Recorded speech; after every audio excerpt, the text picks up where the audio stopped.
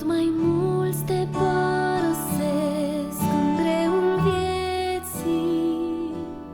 Cu glasul trist, Iisus, ne întrebi: voi nu vă duceți?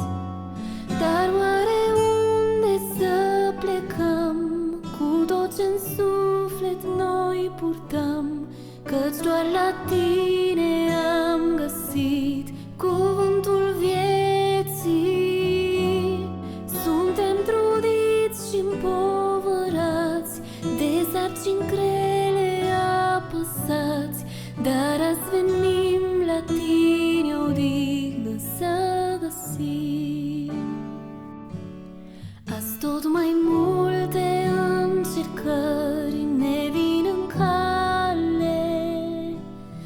Cel rău răgnește și ar vrea să ne doboare.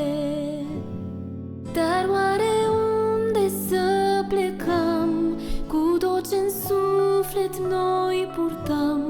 Căci doar la tine am găsit cuvântul vieții.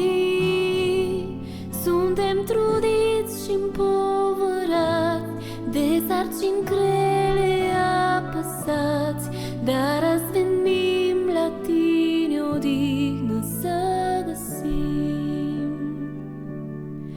Oricât de greu ar fi aici, în asta lume, atât de mult dorim, Iisus, să fim cu tine.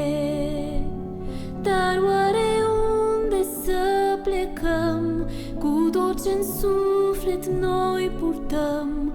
Căci doar la tine am găsit cuvântul vieții.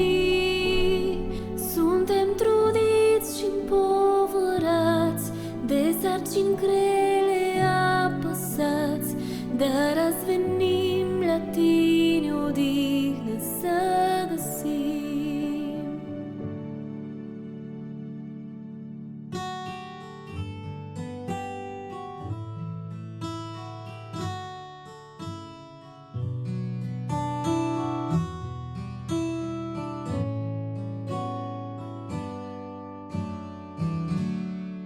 Odihnă, Doamne, Tu ne dai în orice vreme.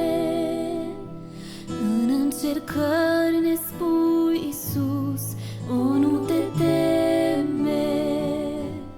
Dar oare unde să plecăm cu tot ce-n suflet noi purtăm? Căci doar la tine am găsit cuvântul vieții. Suntem trudiți și împovărați de sarcini grele, apăsați, dar azi venim la tine odihnă să găsim. Dar oare unde să plecăm cu tot ce-n suflet noi purtăm? Căci doar la tine am găsit cuvântul vieții. Suntem trudiți și împovărați de sarcini grele, apăsați, dar azi venim la tine odihnă să găsim.